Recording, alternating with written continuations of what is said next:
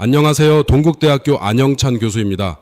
저 안영찬 교수의 2026 비즈니스 클래스에 오신 것을 환영합니다.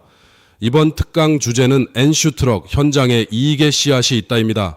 강의는 총 52강으로 구성될 예정입니다. 이번 강의에서는 엔슈트럭이 물류 현장의 낭비를 제거해 수익을 만드는 방식과 이를 인공지능, 물류 TPS, 현장 개선, 드라이버 역량 강화로 확장하는 방법에 대해 살펴볼 예정입니다. 그럼 본격적으로 시작해 볼까요? 15번째 기업은 일본의 물류 기업 엔슈트럭입니다.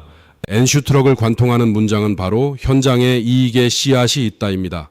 2026년의 관점에서는 여기에 인공지능과 물류 TPS, 현장 개선, 드라이버의 역량 강화를 결합할 수 있는 기업입니다. 핵심은 인공지능이 낭비를 발견하고 사람이 더 나은 물류의 흐름을 만드는 구조입니다. 일반적으로 운송회사의 이익은 운임 당화와 물량에 의해 결정된다고 생각하기 쉽습니다. 그러나 엔슈트럭의 시각은 다릅니다. 상하차 과정의 대기, 불필요한 보관, 복잡한 동선처럼 현장에 숨어있는 낭비를 줄이는 것이 이익의 원천이라는 생각입니다. 도요타의 고장인 시즈오카 엔슈 지역에서 성장한 물류 TPS의 특징이기도 합니다. 낮은 운임 속에서도 약 7%의 영업이익률이 가능한 이유를 여기에서 찾아볼 수 있습니다. 엔슈트럭은 1959년에 설립됐으며 본사는 시즈오카현 후쿠로이시에 있습니다. 2025년 3월기 기준 매출은 486억 엔, 영업이익은 32.4억 엔으로 영업이익률이 약 7%입니다. 연결 종업원은 1,363명이며 임시 인력은 546명입니다. 3PL을 중심으로 대형 화주와 거래하며 도쿄증권 거래소 스탠더드 시장에 상장된 기업입니다. 그런데 엔슈트럭이 활동하는 트럭 물류 산업의 환경은 결코 편안하지 않습니다.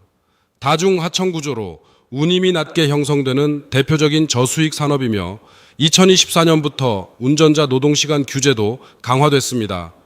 전자상거래 성장으로 배송 물량은 늘어나지만 운송할 사람은 부족해지는 역설적인 상황입니다.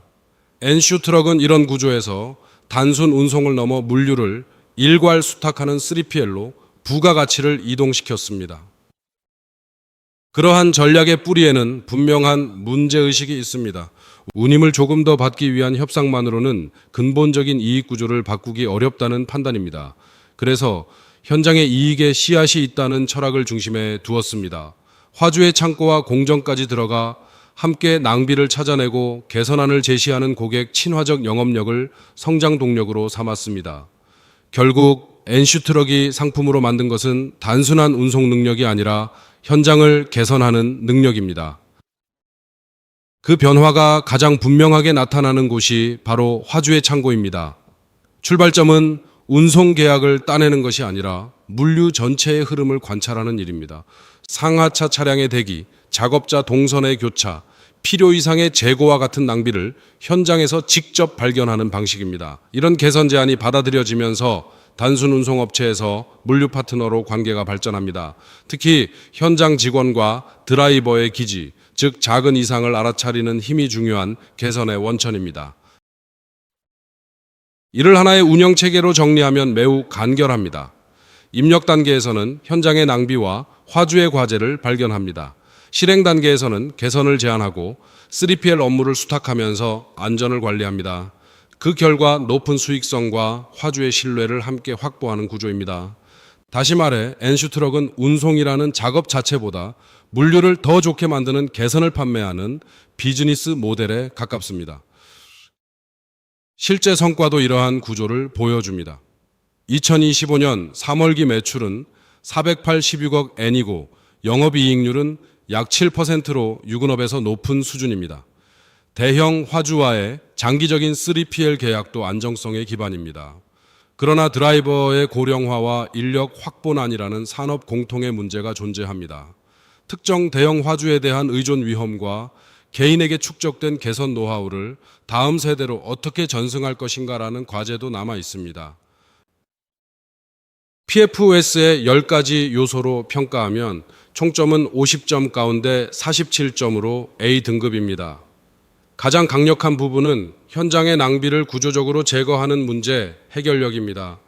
안전을 최우선으로 하는 퍼스트 세이프티와 저마진 산업에서 장기적인 수익 구조를 만든 지속 가능성도 강점입니다.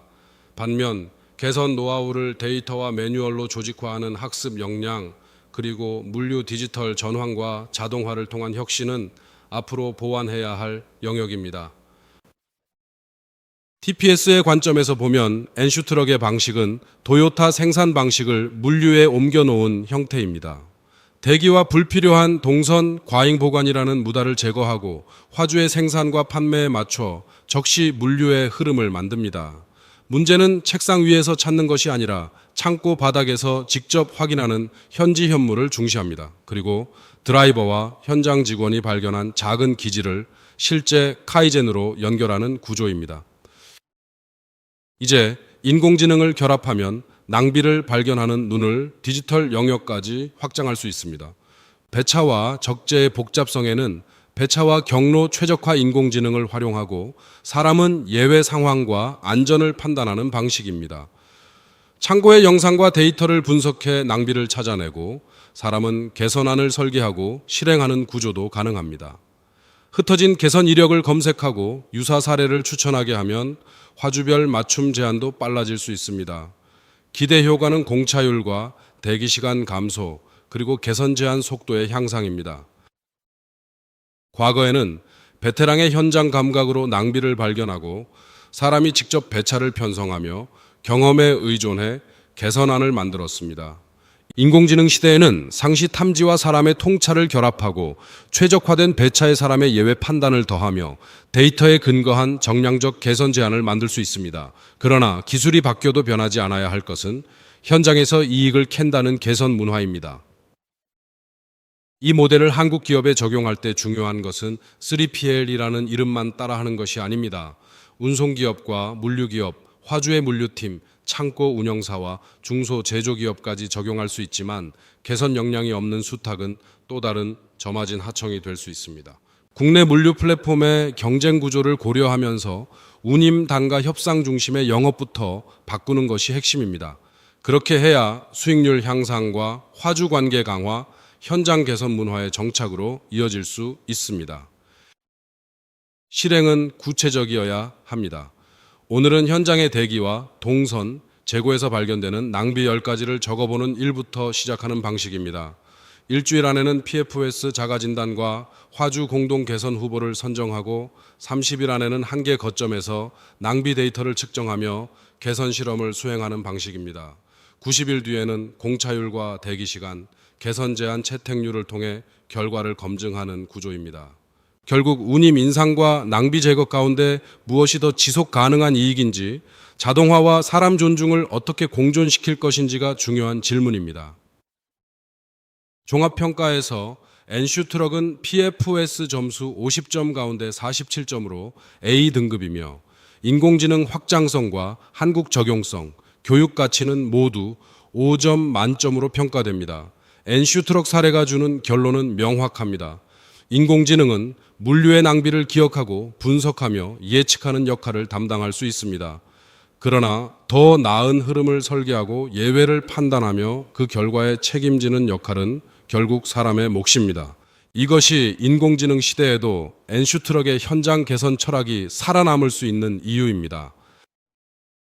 어떠셨나요? 강의 내용이 조금 흥미로우셨습니까? 아쉽지만 오늘 강의는 여기서 마무리하려고 합니다. 저는 조만간 더 유익한 강의로 찾아뵙겠습니다.